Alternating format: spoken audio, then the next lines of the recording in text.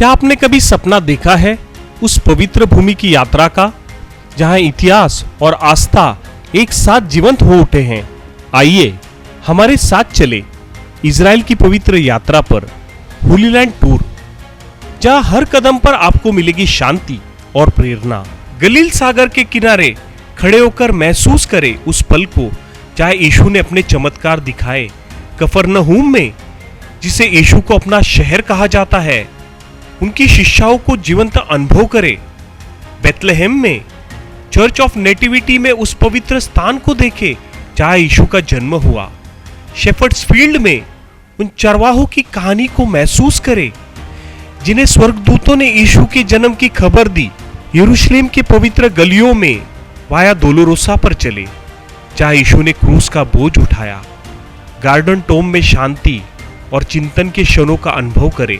Mount of olive से यरूशलेम के स्वर्णीय दृश्यों को देखें जहां यीशु स्वर्ग गए। इजराइल सिर्फ आध्यात्मिक नहीं बल्कि जीवंत संस्कृति का गढ़ है। स्थानीय व्यंजनों का स्वाद ले और मृत सागर में तैरने का अनोखा अनुभव करें। हमारे विशेष होली लैंड टूर पैकेज में शामिल है लग्जरी होटल, स्वादिष्ट भोजन और अनुभवी हिंदी भाषी गाइड हर कदम पर आपके साथ है ताकि आपकी यात्रा आरामदायक और यादगार हो।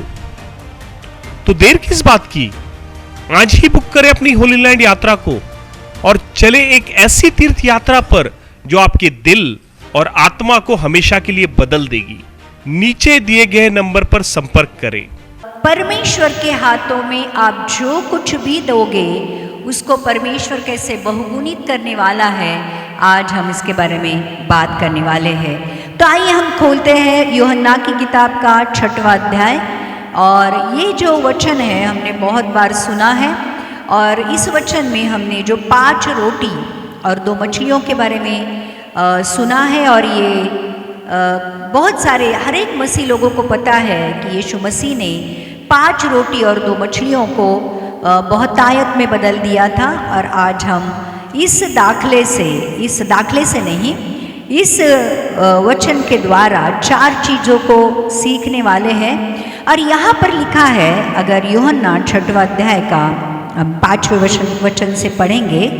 जब यीशु ने अपनी आंख उठाकर एक बड़ी भीड़ को अपने पास आते देखा तो फिलिपुस से कहा, हम इनके भोजन के लिए कहाँ से रोटी मोल लाए? एक बहुत बड़ा समुदाय यीशु मसीह के सामने बैठा है, वचन सुन रहा है। वचन में ये लोग इतना मगन हो गए हैं कि सुबह से शाम हो गई और उनको पता भी नहीं चला कि इतनी देर हो चुकी है। और जब यीशु मसीह ने इतनी बड़ी भीड़ को देखा तो फिलिपुस करके उसका जो एक शिष्य है उसको कहा, हम इतने इनके भोजन के लिए कहाँ से रोटी मोल लाए? और यीशु मसीह उनके मन की बातें जानना चाहता था कि 5000 तो सिर्फ पुरुष थे और पता नहीं कितनी महिलाएं और कितने बच्चे थे, भूखे थे। और यीशु मसीह फिलिपुस से पूछता है कि इतने सारे लोगों का खाना कहाँ से आएगा? और आगे लिखा है, उसने यह बात उसे परखने के लिए कही क्योंकि वह आप जानता था कि वह क्या करेगा। तो परमेश्वर यीशु मसीह को जो अंत से आदि जानता है, उसको पता था कि वो क्या करने वाला है। लेकिन फिर भी काफ़ी बार हमारी ज़िंदगी में परीक्षाएं वो इसलिए लेके आता है कि हमारे दिल में क्या है वो जान सके। और इसलिए वो फिलिपुस को जो क्रॉस क्वेश्चन करता है और कहता है कि क्या करे, कैसे मोल लाए? और उसको पता था कि वो आगे जाके क्या करने वाला है।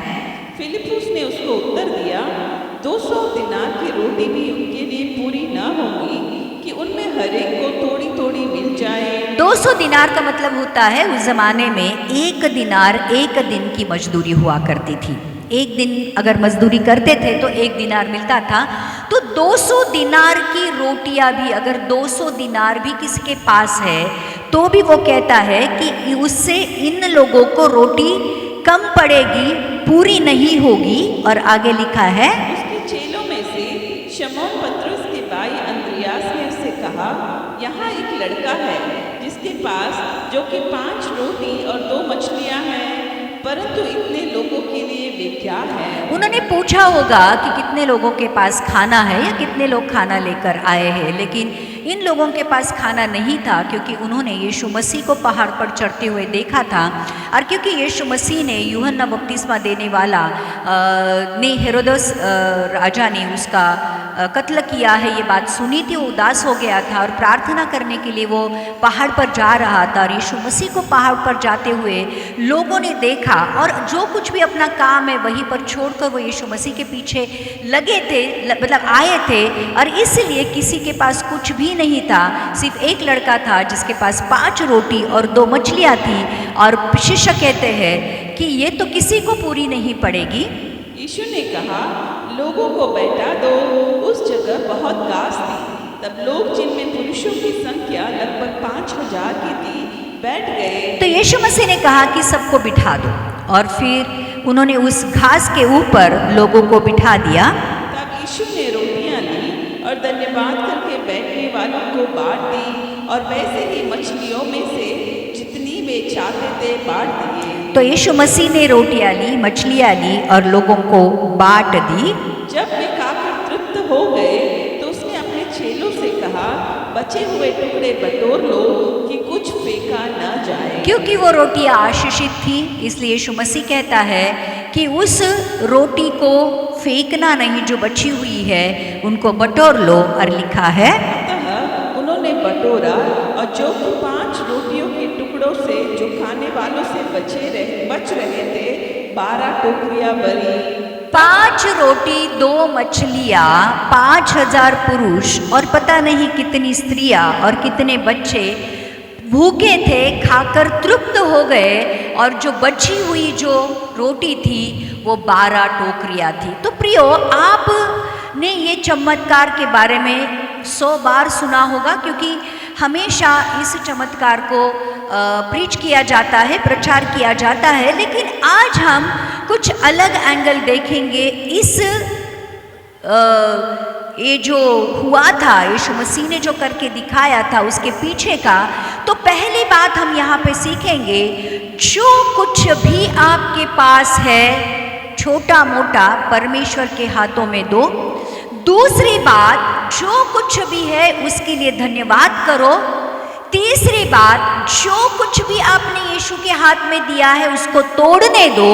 और चौथी बात, जो कुछ भी आपने यीशु मसीह के हाथों में दिया है वो बहुगुणित हो जाएगा। तो आज इन 4 चीज़ों के बारे में हम बात करने वाले हैं कि यीशु मसीह के हाथों में दी हुई कोई भी चीज़ खाली नहीं जाती है, फिर वो कुछ भी क्यों ना हो।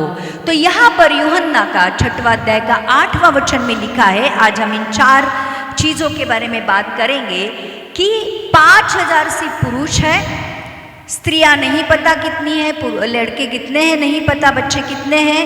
लेकिन 6:8 में लिखा है, उसके चेलों में से शमौन पतरस के भाई आंद्रियास ने उससे कहा, यहाँ एक लड़का है जिसके पास जो कि 5 रोटी और 2 मछलियाँ हैं, परंतु इतने लोगों के लिए वे क्या है। तो ये एक लड़का है, उसके पास एक वक्त की रोटी है और वो तैयार हो जाता है वो देने के लिए। देखो, स्पेशली जो बच्चे लोग होते हैं वो अपनी चीज़ें देते नहीं है, बराबर, हमेशा पकड़ कर रखते हैं। लेकिन ये जो एक छोटा बच्चा है जिसके पास एक वक्त की रोटी है, ये अपनी चीज देने के लिए तैयार हो जाता है। तो पहली बात हमें ये सीखनी है, जो कुछ भी आपको लगता है छोटा है, बड़ा है, टूटा हुआ है, पूरेगा नहीं, जो कुछ भी है, आज आपका टूटा हुआ दिल हो सकता है, आपका कर्जा हो सकता है, आपका आज बीमारी हो सकती है, जो कुछ भी चीज़ें हैं आज परमेश्वर के हाथों में देना सीखो। सारापत की विधवा के पास एक वक्त की रोटी का उसके बच्चे के लिए और उसके लिए सिर्फ 2 रोटियां बनने वाली थी और उसके बाद उनके पास कुछ भी नहीं था, उनके लिए मृत्यु अटल थी। लेकिन जब एलिया कहता है कि पहली रोटी मुझे बनाकर दे दे, सारापत की विधवा उसको दे देती है। तो प्रियो, ध्यान रखना, एक जब यीशु मसीह के भंडार में जब लोग दान डालते हैं तो सब लोग अपने बहुतायत से डालते हैं। जो कुछ भी उनके पास है उसमें से कुछ % डालते हैं, लेकिन एक बूढ़ी विधवा जो गरीब है उसके पास जो कोई 2 कॉइन होते हैं वो डाल देती है। तो प्रियो, आज आपके पास कितना है ये मायने नहीं रखता है, वो जितना भी आपके पास है अगर आप यीशु के हाथ में देते हो तो वो कैसे बहुतायत में बदल जाता ये देखना जरूरी है। आज इस बच्चे के पास सिर्फ 5 रोटी और 2 मछली है, लेकिन ये बच्चा देने के लिए तैयार हो जाता है। और इसलिए आज कभी कभी हमें तकलीफ होती है, जो भी थोड़ा कुछ हमारे पास बचा कुचा होता है, जब परमेश्वर वो भी मांगता है तो हमें तकलीफ होती है। लेकिन प्रियो, अगर इन तकलीफों में हम बोते हैं तो ध्यान रखना, फिर एक अच्छी फसल का, बहुतायत का इंतजार हम कर सकते हैं। तो आज जो कुछ भी आपके पास है परमेश्वर के हाथों में दे दो। इससे क्या होगा, उससे क्या होगा, कैसे होगा, ये सारी बातें आपको सोचने की ज़रूरत नहीं है। परंतु आज जो कुछ भी आपके पास है परमेश्वर के हाथों में सौंप दो, उसको पूरा अधिकार दो और फिर देखो क्या होता है। दूसरी बात यूहन्ना 6:11 में लिखी है, तब यीशु ने रोटियां ली और धन्यवाद करके बैठने वालों को बांट दी, और वैसे ही मछलियों में से जितनी वे चाहते थे बांट दिया। दूसरी बात, धन्यवादी हृदय रखना सीखो। देखो, यीशु मसीह के सामने भी चुनौती थी या नहीं? 5 रोटी और 2 मछली सारे लोगों को खिलाना उसके पास भी चुनौती थी। लेकिन यीशु मसीह ने शिष्यों से ये नहीं कहा, मुझे नहीं पता कि आप 5000 लोगों को कैसे खिलाओगे, मुझे नहीं पता, आप खिलाओ, ये आपका प्रश्न है, अब मुझे नहीं पता, ये नहीं कहा। यीशु मसीह ने जो कुछ भी उसके हाथ में आया, स्वर्ग की ओर उन रोटियों को उसने उठाया, उन मछलियों को उसने ऊंचा उठाया और अपनी दृष्टि अपने पिता की ओर की, और उस रोटी और उन मछलियों के लिए भले थोड़ी थी लेकिन धन्यवाद किया। आज हमारे पास जब थोड़ा होता है तो हमेशा कुड़कुड़ाने का, कंप्लेन करने का स्वभाव होता है कि प्रभु उसके जीवन में तो बहुतायत है, मेरे जीवन में इतनी कमी क्यों है। तो जो कुछ भी कमी घटी होती है हमेशा हमारा स्वभाव जो होता है कुड़कुड़ाने का होता है। ध्यान रखना, इजरायली लोग हमेशा परमेश्वर के विरुद्ध बातें करते थे, हमेशा मिस्र से गुलामगिरी से 430 साल तक वो गुलामगिरी में थे, लेकिन इतने सारे चिन्ह चमत्कारों के साथ मूसा उनको बाहर निकालता है, लेकिन फिर भी उनका कुड़कुड़ाना कम नहीं होता है। स्वर्गीय मन्ना मिलता है, चट्टानों से पानी मिलता है, परमेश्वर उनके साथ साथ चलता है। इतनी सारी बातें होने के बावजूद भी वो कुड़कुड़ाना बंद नहीं करते। तो प्रियो, आज और इसलिए बहुत सारे इजराइली उस 40 साल के जंगल के प्रवास में मर गए और बहुत कम थे वो कनान पहुंच गए। तो ध्यान रखना, आज जो कुछ भी आपके पास है उसी में संतुष्ट रहो और उसी के लिए परमेश्वर का धन्यवाद करो, क्योंकि जो आपके पास है वो बीज है। क्या है? देखो, जब भी कोई भी किसान होता है वो जब 100 किलो बोता है तो 100 क्या कहते हैं, बोरिया उसको फसल मिलती है, बराबर।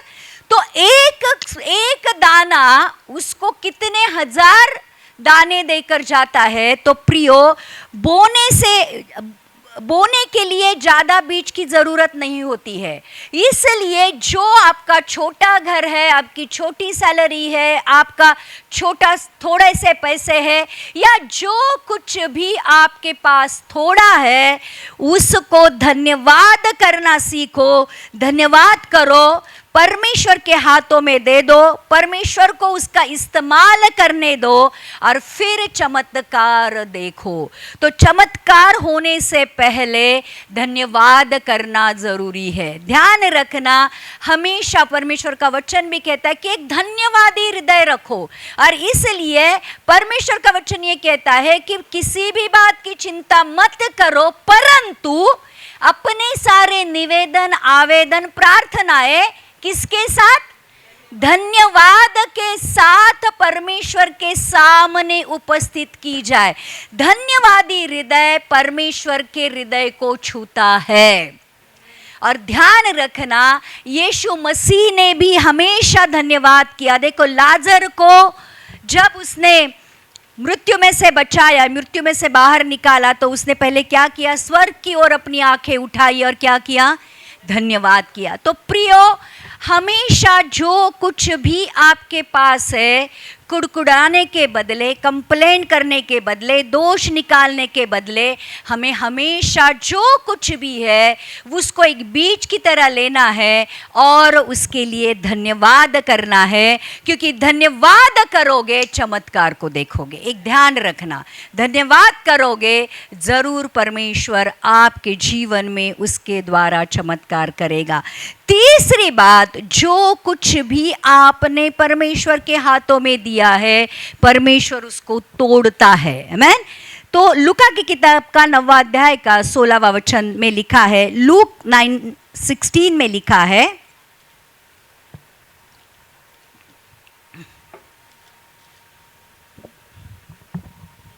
तब उसने वे 5 रोटियां और 2 मछलियां ली और स्वर्ग की ओर देखकर धन्यवाद किया और तोड़ तोड़ कर चेलों को देता गया कि लोगों को परोसे। ध्यान रखना, जो कुछ भी आपके पास है, जो आपने धन्यवाद के साथ परमेश्वर के हाथों में दिया है, उसका टूटना आवश्यक है।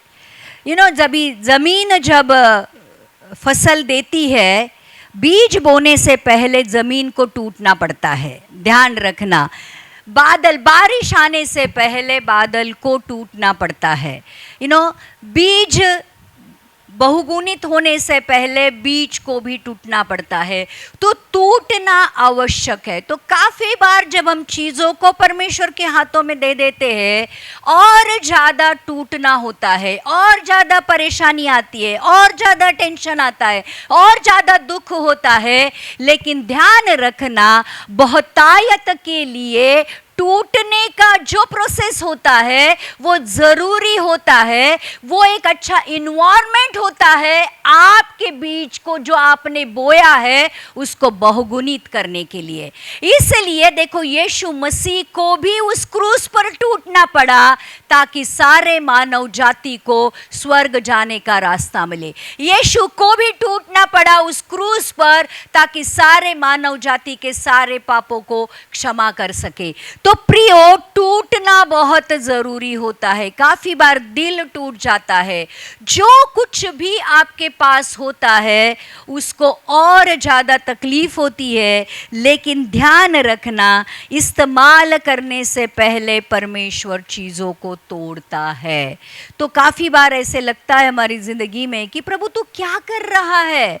मैंने मेरी परिस्थिति को तेरे हाथों में दे दिया है, मेरे शरीर को मैंने तेरे हाथों में दे दिया है, मेरे प्राणों को मैंने हाथों में दे दिया है, मेरे फाइनेंस को मेरे हाथों में दे दिया है, मेरे नौकरी को मैंने हाथों में दे दिया है, मेरे परिवार को मैंने तेरे हाथों में दे दिया है। लेकिन टूटना बहुत ज़रूरी होता है, क्योंकि परमेश्वर ऐसे सिचुएशन में भी हमें तोड़ता है। और ध्यान रखना, उस तोड़ने के पीछे परमेश्वर का काम ये होता है कि हमारे अंदर जो ईगो है, हमारे जो प्रायोरिटीज़ है, हमारे जो सामर्थ्य है, हमारी जो निर्भरता है, उसको परमेश्वर हमारी ज़िंदगी से कंप्लीटली निकाल लेता है। ध्यान रखना, प्रमोशन से पहले नम्रता आती है, और परमेश्वर नम्र करने के लिए आपकी जिंदगी में बहुत बार कष्टों को अलाउ करता है। तो रोटी को क्यों परमेश्वर ने क्यों तोड़ा? मतलब मेरे मुझे भी एक क्वेश्चन था कि तोड़ के क्यों दी, पूरी क्यों नहीं दी? बराबर, रोटी को क्यों तोड़ा? क्योंकि प्रियो टूटने से ही बहुतायत आती है, ये ध्यान रखना। अगर आज आपका हृदय टूटा हुआ है तो परमेश्वर के लिए सबसे अच्छा बलिदान अगर कुछ है तो आपका टूटा हुआ हृदय है। तो परमेश्वर हमेशा टूटी हुई चीजों को आशीषित करता है। और इसलिए प्रियो आज हम लोगों ने एक डाली का भी दृष्टांत देखा है कि जो डाली फलती है परमेश्वर उसको क्या करता है, छांटता है। क्यों छांटता है? ताकि वो और फल लाए। तो ध्यान रखना, बहुतायत से पहले टूटना और छांटना बहुत जरूरी होता है, क्योंकि परमेश्वर का बहुतायत में जाने के लिए उससे पहले एक प्रोसेस ये होता है कि परमेश्वर हमें टूटने देता है। तो प्रियो आज यीशु मसीह ने स्वर्ग की ओर, जैसे हम प्रभु भोज भी लेते हैं तो हम रोटी को लेते हैं, धन्यवाद करते हैं, स्वर्ग की ओर उसको ऊपर उठाते हैं और फिर तोड़ तोड़ कर हम एक दूसरे को बांटते हैं। वो यीशु मसीह का शरीर था। तो ध्यान रखना, अगर आज आपके जीवन में बहुतायत चाहिए तो टूटना जरूरी है। और चौथी बात, परमेश्वर ने उसको क्या किया? बांट दिया। तोड़ा और बांटा, तोड़ा और बांटा। इसका मतलब है कि बहुगुणित होना। तो प्रियो 5000 पुरुष और स्त्रियां और बच्चे उस रोटी को खाकर भी तृप्त हो गए और 12 रोटियां बची थी। तो परमेश्वर, ध्यान रखना, बहुतायत का परमेश्वर है। हमारा परमेश्वर असंभव को संभव करने वाला परमेश्वर है। हमारा परमेश्वर जरूरत से ज्यादा बहुतायत से देने वाला परमेश्वर है। हमारा परमेश्वर हर एक जरूरत को पूरा करने वाला परमेश्वर है। हमारा परमेश्वर जरूरत पैदा होने से पहले ही उसका इंतजाम करने वाला परमेश्वर है और हमारा परमेश्वर तृप्त करने वाला परमेश्वर है। तो प्रियो, परमेश्वर आज हमारी जिंदगी में जो कुछ भी है उसको अगर हमने परमेश्वर के हाथों में सौंप दिया है, हमने उसके लिए धन्यवाद किया है, उसको टूटने दिया है, तो फिर बहुतायत मिलना, चिन्ह चमत्कार होना आपकी जिंदगी में कोई बड़ी बात नहीं है। तो आज जो कुछ भी हमारे पास है उसको परमेश्वर के हाथों में सौंप दो। अगर वक्त कम है हमारे पास, देखो हिजकिय्याह राजा से सीखो। हिजकिय्याह राजा के पास यशायाह भविष्यद्वक्ता आकर कहता है कि तेरा वक्त खत्म हो गया, अब अपने घर को ये कर अपने घर को ठीक ठाक कर दे, क्योंकि अब तू ये जो बीमारी है इसमें तू मरने वाला है। और फिर हिजकिय्याह राजा परमेश्वर के पास जाकर रोता है और परमेश्वर को उसके ऊपर दया आती है और परमेश्वर हिजकिय्याह राजा को 15 साल देता है। मतलब अगर हमारा वक्त भी खत्म हो गया है तो परमेश्वर हमारे जिंदगी को बढ़ा सकता है। जब हमारा जो कुछ भी बचा कुचा पैसा है, जैसे हमें लगता है, या जो कुछ भी बचा हुआ है, अगर वो परमेश्वर के हाथों में देते हैं तो परमेश्वर उसको बहुतायत में बदल देता है। हमारे चर्च में बहुत सारे उदाहरण हैं। जो भी लोग आज हमारे चर्च में है, उन्होंने बहुत विश्वास के साथ परमेश्वर के राज्य में बोया। मैं सिर्फ पैसे की बात नहीं करी। बोने का मतलब हमें हमेशा ऐसा लगता है कि बोना मतलब पैसा डालना, बोना मतलब पैसा डालना नहीं। आज हमारे पास जो बच्चे हैं उनका समय देते हैं, यहाँ पर आकर चर्च में कुर्सियाँ लगाने से लेकर कैमरा लगाने से लेकर झाड़ू लगाने तक काम करते हैं, लेकिन परमेश्वर उसका बहुत बड़ा प्रतिफल उनको देता है। आज हमारे पास लड़का है जो चर्च में आकर सिंसियरली काम करता था, आज गवर्नमेंट में जॉब कर रहा है। एक लड़की है जो हॉस्पिटल में काम करती थी, प्रमोशन पे प्रमोशन मिल रहा है। बहुत सारी वहां पे सताना था, लेकिन परमेश्वर ने वहीं पर उसको रखा है और उस हॉस्पिटल का अब एक सपोर्ट या पिलर बन गई है।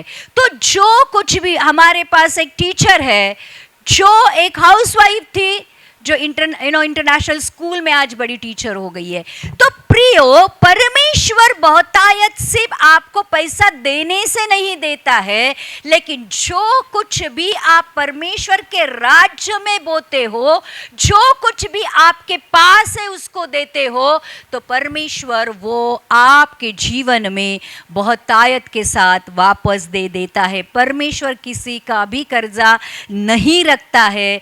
तो आज अगर हमारे बचे कुछ जीवन को हम परमेश्वर के हाथों में सौंप देते हैं, एक जीविता बलिदान करके अगर उसको हम चढ़ाते हैं, तो ध्यान रखना, जितने भी लोगों ने अपने जीवन को परमेश्वर के हाथों में सौंप दिया, हम जान सकते हैं कि उनके जीवन को परमेश्वर ने अद्भुत रीति से उसका इस्तेमाल किया।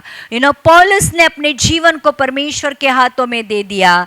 आज पौलुस ने जो नए करार में 2/3 जो पत्रियां लिखी है, उस पत्रियों के द्वारा आज भी बहुत सारे लोगों को परमेश्वर के पास आने का और परमेश्वर को समझने का ज्ञान मिलता है या समझ मिलती है। तो प्रियो, आज जितने भी लोगों ने, देखो उस दिन हम लोग एक वचन का प्रचार कर रहे थे और हम मैं ये पढ़ा रही थी, मैं सिखा रही थी कि परमेश्वर का वचन ये कहता है कि एक धनवान मनुष्य परमेश्वर के पास आता है जो युवक है, और वो कहता है कि अनंत काल का राज्य मिलने के लिए मैं क्या करूं? और यीशु मसीह कहता है आज्ञाओं को मान।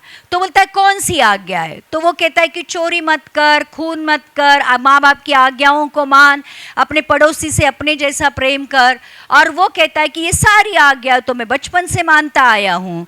तो परमेश्वर कहता है कि तुझ में एक कमी है, जा अपनी जितनी भी प्रॉपर्टी है उसको बेच दे, गरीबों में बांट, और फिर आजा और मेरे पीछे चल ले। और फिर लिखा है कि वो तरुण, वो युवक बहुत उदास हो गया और उदास होकर वहाँ से चला गया, क्योंकि लिखा है कि वो बहुत अमीर था। तो फिर यीशु मसीह कहता है कि एक ऊंट का सुई के नोक से जाना एक समय पे आसान है, लेकिन धनवानों का परमेश्वर के राज्य में प्रवेश होना बहुत मुश्किल है। और फिर शिष्य पूछते हैं, हमने तो अपने घर परिवार, अपने सारे संपत्ति प्रॉपर्टी, या हमने आप सब कुछ छोड़कर तेरे पीछे आ गए हैं, तो हमारा क्या होगा? और यीशु मसीह उनको कहता है, जो कुछ भी आपने परमेश्वर के लिए छोड़ा है उसका आपको बहुत बहुगुणित करके दिया जाएगा। और शिष्यों को स्पेशली कहा कि आप परमेश्वर के राज सिंहासन पर बैठकर इज़राइल के 12 गोत्रों का न्याय करोगे, और मेरे आने वाले राज्य में आप बहुत बड़े अधिकारी बनोगे। तो प्रियो, आज जो कुछ भी हम परमेश्वर के हाथों में देते हैं, ध्यान रखना, परमेश्वर से बहुगुणित नहीं करता है, और उसका इस्तेमाल बाकी लोगों के जीवन को बचाने के लिए भी करता है। अगर ये लड़का अपनी 5 रोटी और 2 मछली नहीं देता था, तो परमेश्वर क्या बहुगुणित करता था? आप समझ रहे हो? तो आज कलीसिया जो चल रही है, परमेश्वर का राज्य जो बढ़ रहा है, वो किसी ने कुछ तो परमेश्वर के राज्य में दिया है करके चल रहा है। किसी ने वक्त दिया है, किसी ने टैलेंट दिया है, किसी ने जगह दी है, किसी ने पैसा दिया है, और इसलिए परमेश्वर ने वो बहुगुणित कर कर लोगों में बांटा है। ध्यान रखना, ये लड़के ने जो कुछ भी यीशु के हाथों में दिया था, उसने उसको धन्यवाद करके तोड़ा और लोगों में बांटा, और लोग उस 5 रोटी और 2 मछली की वजह से 5000 पुरुष और पता नहीं कितने सारे और स्त्रियां और बच्चे तृप्त होकर उस दिन से वहां से निकल गए। और ध्यान रखना, ये जो चिन्ह चमत्कार यीशु ने किया था, इसका इतना बड़ा परिणाम लोगों के मन के ऊपर हो गया, क्योंकि यह असंभव था।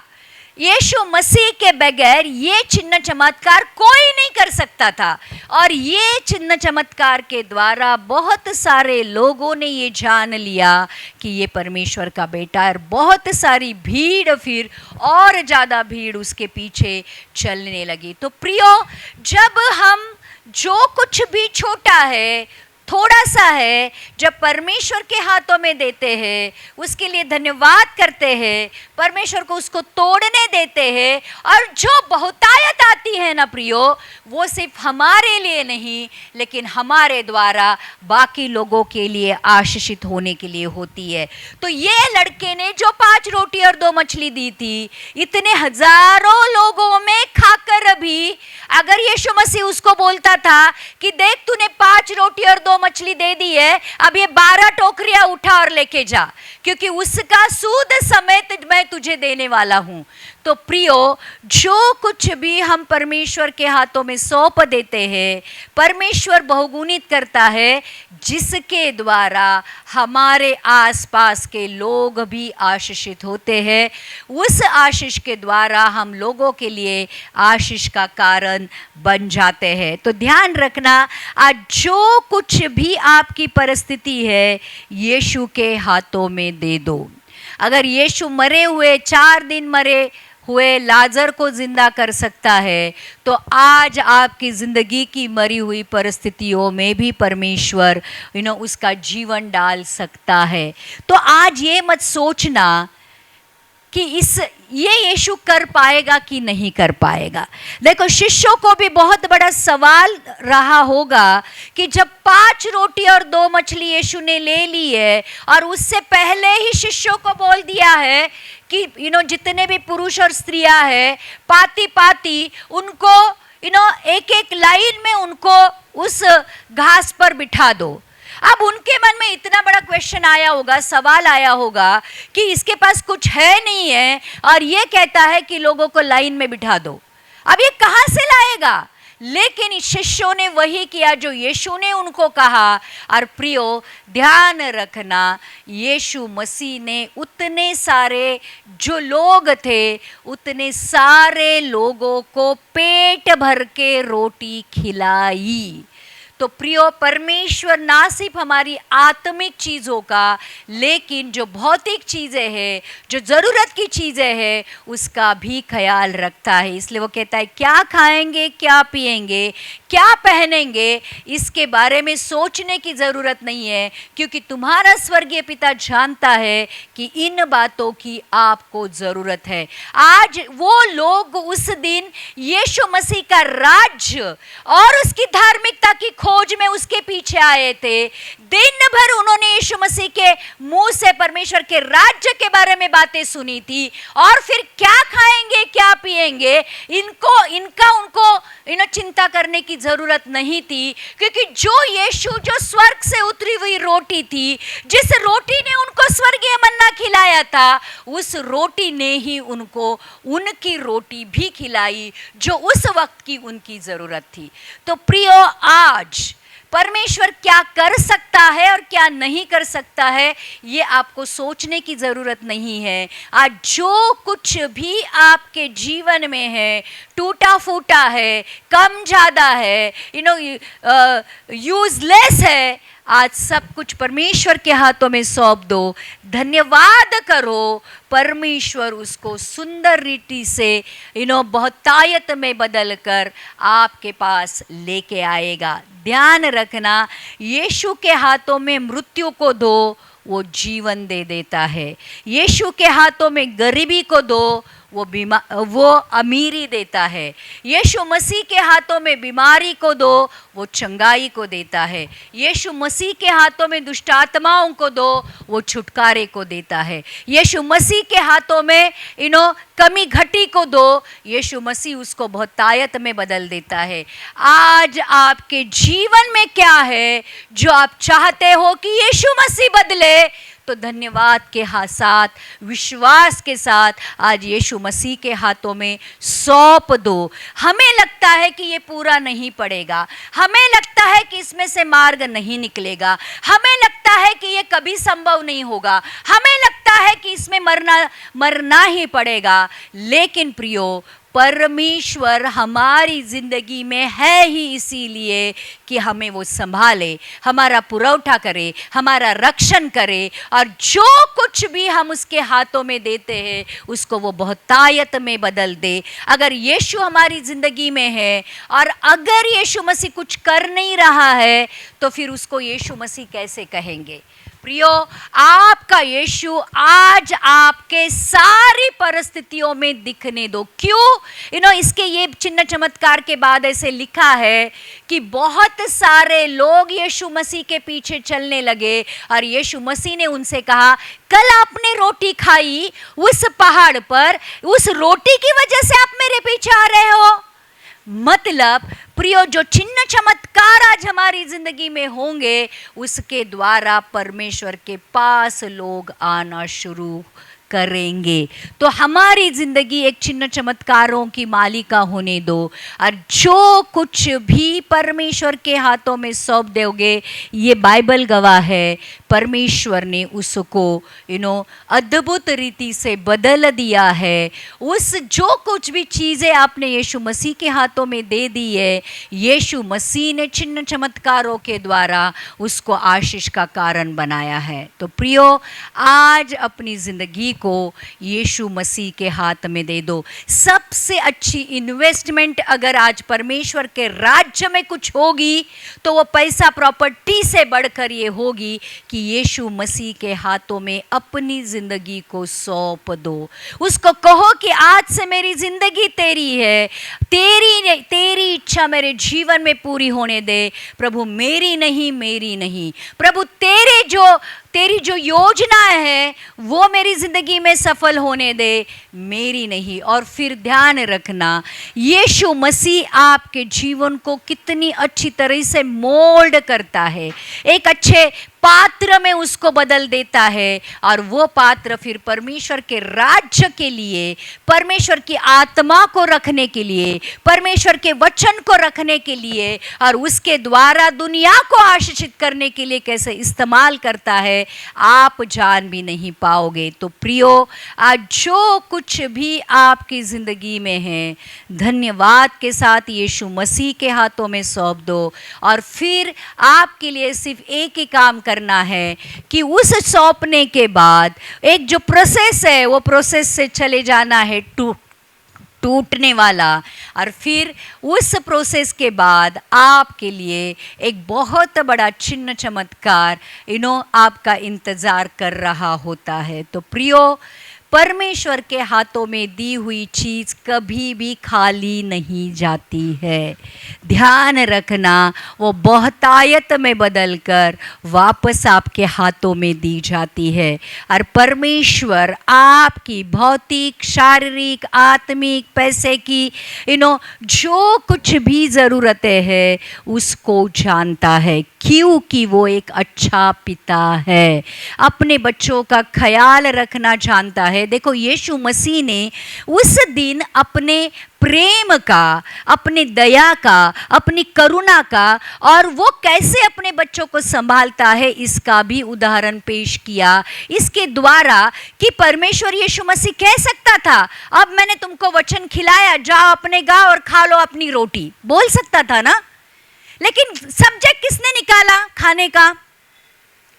शिष्यों ने आकर उसको कहा कि देर बहुत हो चुकी है, इनको अपने अपने घर जाने दे, क्योंकि इतने सारे लोगों को खिलाने के लिए अपने पास रोटी नहीं है, इनको जाने दे अपने अपने गांव। लेकिन यीशु मसीह ने कहा कि नहीं, वो भूखे हैं, मैं इनको खिला कर ही भेजूंगा। तो प्रियो, इन सारी बातों से हम ये भी तो जान सकते हैं कि यीशु मसीह प्रेम करता है, यीशु मसीह ख्याल रखता है, आउट ऑफ वे जाकर वो हमारी मदद और सहायता भी करता है। तो प्रियो, अगर एक ऐसा परमेश्वर हमारे पास है तो अपनी ज़िंदगी के बारे में सोचने की ज़रूरत नहीं है, और जो भी चीज़ें सोचने के लिए मजबूर कर रही है उन सारी चीज़ों को परमेश्वर के हाथों में सौंप दो। देखो, हिजकिय्याह राजा ने तो मौत को अपनी ज़िंदगी परमेश्वर के हाथों में सौंप दिया। जब मौत सामने है, लेकिन वो कहा कि नहीं, मुझे मरना नहीं है, और परमेश्वर के हाथों में उसको दे दिया। जो यशायाह उसके पास मौत का संदेशा लेकर आया था, वही यशायाह वापस आकर कहता है कि जा, तेरी जिंदगी में परमेश्वर ने 15 साल बढ़ा दिए। तो प्रियो, आज हमारे लिए कुड़कुड़ाने के लिए समय नहीं होना चाहिए, कंप्लेंट के लिए समय नहीं होना चाहिए, द्वेष दोष निकालने के लिए समय नहीं होना चाहिए, परंतु आज जो कुछ भी है उसके लिए परमेश्वर के पास आकर धन्यवादी हृदय के साथ धन्यवाद करने का स्वभाव होना चाहिए। और देखो, जो लोग धन्यवादी रहते हैं ना, वो हमेशा आशीषित होते हैं। एक बार और ध्यान रखना, जो लोग धन्यवादी होते हैं, इसलिए तो परमेश्वर का वचन कहता है कि तुम्हारा स्वभाव लोभ रहित हो, जो कुछ भी आपके पास है उसी में संतोष करो, क्योंकि आप ही वो कहता है, ना तो मैं तुझे छोड़ूंगा और ना ही मैं तुझे त्यागूंगा। अगर सर्व सामर्थी, सर्वव्यापी, सर्वज्ञानी, सर्वशक्तिमान परमेश्वर आपके साथ है, तो फिर आपकी जिंदगी में आपको डरने की कोई जरूरत नहीं है।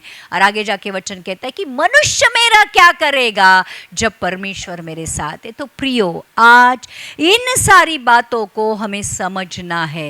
अब जो कुछ भी आपकी परिस्थितियां है, आपकी आर्थिक परिस्थिति, आपकी मानसिक परिस्थिति, आपकी फैमिली की परिस्थिति, आपकी पर्सनल परिस्थिति, आज जो कुछ भी आपकी परिस्थितियां है, आज धन्यवाद के साथ परमेश्वर के सामने रखो और परमेश्वर को उसमें काम करने दो। और फिर ध्यान रखना, ना सिर्फ आपकी परिस्थिति बदलेगी, लेकिन आपकी बदली हुई परिस्थिति के द्वारा लोगों की भी परिस्थितियां बदलना शुरू हो जाएगा। आप एक आशीष का कारण बनोगे दूसरों के लिए। तो प्रियो, आज ये वचन सच में एक अद्भुत वचन का इस वचन का एक अद्भुत रेवलेशन ये है, जितने लोगों को वो समझ में आया, उन्होंने सच में उस आशीष को पाया है जो परमेश्वर ने आपके लिए रखी थी। आमेन। आइए हम प्रार्थना करते। प्रभु, धन्यवाद करते हैं इस वचन के लिए। हाँ प्रभु, आज हम टूटे हुए हैं, आज हमारी आर्थिक परिस्थिति खराब है प्रभु, आज हम बीमार हैं परमेश्वर, आज हम छोड़े हुए टूटे हुए लोग हैं परमेश्वर, लोगों ने धिक्कारा है, लोगों ने नाकारा है परमेश्वर। आज हमारी जिंदगी की हालत बिल्कुल अच्छी नहीं है, लेकिन आज जैसे तेरा वचन आया है, आज धन्यवाद के साथ हमारी परिस्थितियों को हम आपके हाथों में रखते हैं परमेश्वर। तू उनको बदलने की ताकत रखता है, हमें पता है परमेश्वर। आज विश्वास के साथ परमेश्वर हमारी परिस्थितियों में आपको बुलाते हैं और हमें विश्वास है कि प्रभु आज हमारी गरीबी अमीरी में बदल जाएगी, हमारी बीमारी प्रभु चंगाई में बदल जाएगी, हमारा टूटापन परमेश्वर तेरे रहने का स्थान बन जाएगा, हमारा आज खालीपन प्रभु तेरे पवित्र आत्मा का मंदिर बन जाएगा। प्रभु यीशु, हमें पता है हमारे हाथों के कामों को तू आशीषित करेगा परमेश्वर, तो हमारे आगे जाकर हमारे लड़ाइयों को लड़ेगा परमेश्वर। हमें पता है हर एक तरीके से, हर एक तरफ से परमेश्वर तो हमारी जिंदगी को संवारेगा, बनाएगा, बहुतायत में डाल देगा, हमें पता है परमेश्वर। प्रभु आज हम स्वर्ग की ओर देखकर अपनी हाथों को ऊंचा उठाकर प्रभु धन्यवाद देते हैं इस जीवन के लिए परमेश्वर। जो कुछ भी बचा कुचा जीवन है परमेश्वर, आज हमारे हाथ, आज हम आपके हाथों में देते हैं। जो कुछ भी थोड़ा बहुत पैसा है हम आपके हाथों में देते हैं। आज जो कुछ भी हमारे पास है परमेश्वर, हम आपके हाथों में देते हैं और आपका धन्यवाद करते हैं।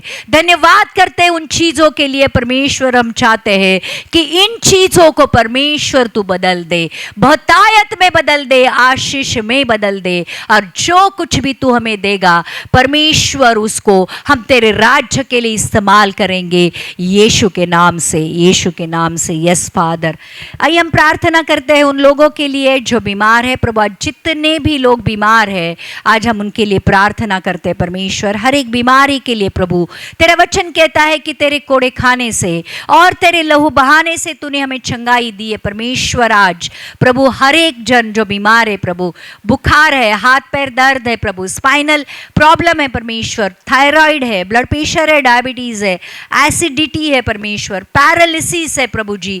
आज जो कुछ भी बीमारी है प्रभु यीशु, पैनक्रियाटाइटिस है कैंसर है परमेश्वर, कोई स्वेलिंग है प्रभु जी, प्रभु लीवर की प्रॉब्लम है, सांस लेने में तकलीफ है, अस्थमा है, एलर्जी है परमेश्वर, साइनोसाइटिस है, हेडेक है प्रभु, आज हर एक बीमारी को तेरे हाथों में सौंप देते और प्रार्थना करते हैं प्रभु, तेरे उस लहू बहाने के द्वारा जो तुझ पर कोड़े बरसाए गए थे प्रभु, उस लहू के सामर्थ के द्वारा परमेश्वर हर एक जन को जो आज इस वचन को सुन रहा है प्रभु चंगाई दे, छुटकारा दे परमेश्वर। आज जो भी उदासीनता में है प्रभु, दुष्ट आत्मा के कब्जे में है परमेश्वर, आज जो एडिक्शन में है प्रभु जी, आज जिनको प्रभु साइकेट्रिक प्रॉब्लम है प्रभु, मानसिक बीमारी है, आज उनके ऊपर प्रभु तेरे पवित्र आत्मा का अभिषेक उतर कर आए, तेरा पवित्र आत्मा का अभिषेक उतर कर आए, हर एक बंधन, हर एक बोले हुए श्राप प्रभु उनके जीवन के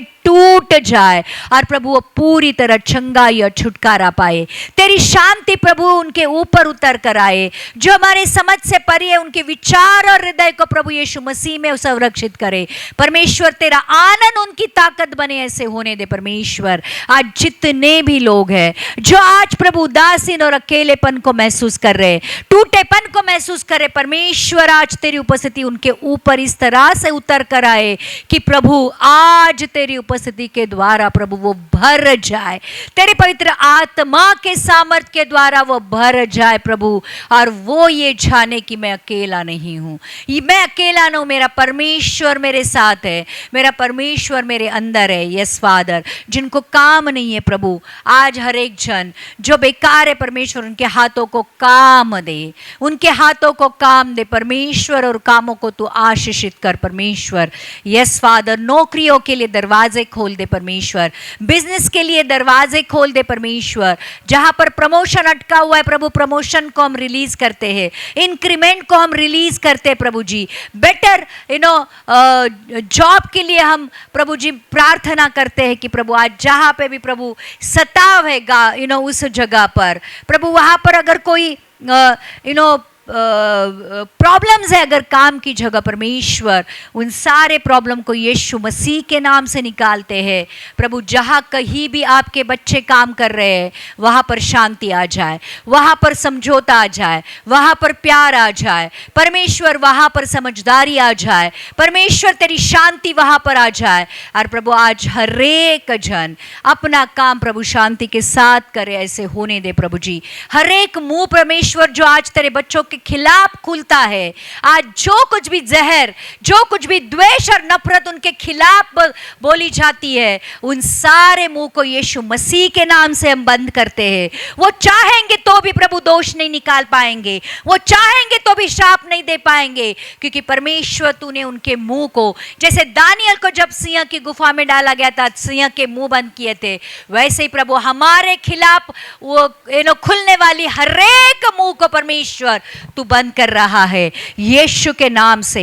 यीशु के नाम से परमेश्वर, जो बेवजह हमारे खिलाफ खड़े हैं प्रभु, वो नहीं जानते वो क्या कर रहे परमेश्वर, तू उनको माफ कर दे, तू उनको माफ कर दे परमेश्वर। और प्रभु आज चाहते हैं कि प्रभु आज जितने भी हमारे दुश्मन हैं, जितने भी हमारे सताने वाले प्रभु, हर एक के लिए हम प्रार्थना करते हैं कि प्रभु तू उनको माफ कर दे, तू उनकी मदद कर, उनकी सहायता कर प्रभु, तेरे पास आने के लिए तू उनको मार्ग बना परमेश्वर यीशु के नाम से। यस फादर, ओ प्रभु यीशु आज जो बांझपन के आत्मा से झुलस रहे परमेश्वर, बच्चे नहीं हो रहे परमेश्वर, उन सारी कोखों को यीशु मसीह के नाम से हम खोलते हैं परमेश्वर। प्रभु तेरा वचन कहता है कि तू बांझ स्त्रियों को आनंदी माता बना देता है प्रभु, एक आनंदी माता बनने के लिए तू मदद और सहायता कर, जीवनदायी आत्मा उनके ऊपर उतर कर आए, और प्रभु सच में वो जीवन को जीवन में लेके आए, ऐसे होने दे परमेश्वर। यस फादर, जिनके कर्जे है, पैसे की कमी घटी है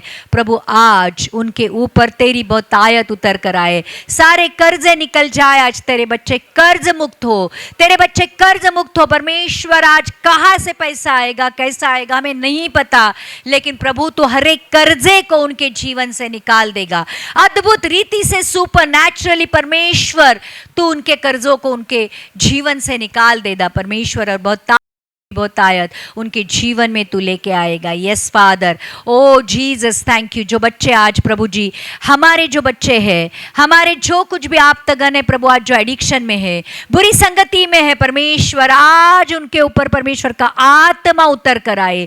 आज जितनों ने भी प्रभु अभी तक तुझे ग्रहण नहीं किया है, उन सारे लोगों की तू भेंट ले परमेश्वर। पवित्र आत्मा उनके ऊपर तेरा अभिषेक हो प्रभु जी, उनके जीवन का हर एक बंधन टूटे और प्रभु उनका उद्धार हो, ऐसे होने दे। हर एक बच्चा आज जो बुरी संगति में है, हर एक बच्चा जो आज एडिक्शन में है, हर एक बच्चा आज जो बुरे कामों में है, यीशु के नाम से प्रभु आज हम उनको कहते हैं कि नाम लेकर तू उनको बुलाएगा और परमेश्वर तू उनको छुड़ाएगा यीशु के नाम से, यीशु के नाम से, यीशु के नाम से। यस फादर, प्रभु यीशु आज जितने भी लोग टूट चुके हैं, अंदर से बिल्कुल टूट चुके हैं, प्रभु यीशु तेरे रहने का वो सही स्थान है, क्योंकि तेरा वचन कहता है कि मैं ऊंचे पर राज सिंहासन पर स्वर्ग में बैठा हूं, लेकिन उसी समय में आज मैं टूटे हुए हृदय के अंदर भी बैठा हुआ हूं परमेश्वर। आज टूटे हुए हृदय वाले जान ले कि वही परमेश्वर का रहने का स्थान है, और जिस हृदय में परमेश्वर है, जिस जीवन में परमेश्वर है, वो जीवन कभी नष्ट नहीं हो सकता है। यस फादर, ओ प्रभु यीशु, आज प्रभु हमारे जीवनों को, हमारे शरीर को एक जीवित बलिदान की तरह परमेश्वर आपके हाथों में सौंप रहे हैं प्रभु। आज हमारी भक्ति आज इस तरह से हम आपको दिखा रहे हैं कि प्रभु हमारे जीवन को हम आपके हाथों में सौंप देते हैं प्रभु। उसको मोल्ड कर, उसको तोड़ दे, उसको मरोड़ दे परमेश्वर, लेकिन हमें तेरी प्रतिमा में, तेरे स्वरूप, तेरे समानता में तू बदल दे प्रभु, तेरे योग्य बना परमेश्वर। और प्रभु हमारे जीवन को तेरे राज्य के लिए तू इस्तेमाल कर प्रभु यीशु। तेरे नाम से आज यही प्रार्थना करते, उस रोटी की तरह तू हमें तोड़ दे परमेश्वर, उस रोटी की तरह तू बहुतायत लेके आ परमेश्वर। और उस रोटी की तरह प्रभु भूखे और प्यासे जो आज आत्मिक तौर पर लोग हैं प्रभु, उनकी भूख और प्यास बुझाने के लिए प्रभु तेरे लोगों का तू इस्तेमाल कर परमेश्वर। यस फादर, प्रभु जितने भी हमारे सुनने वाले हैं, आज हर एक जन प्रभु तेरे पवित्र वचन के द्वारा, तेरे पवित्र आत्मा के द्वारा आशीषित हो, ऐसे होने दे प्रभु यीशु मसीह। आज यही प्रार्थना तेरे नाम से करते हैं, आमेन, आमेन, आमेन।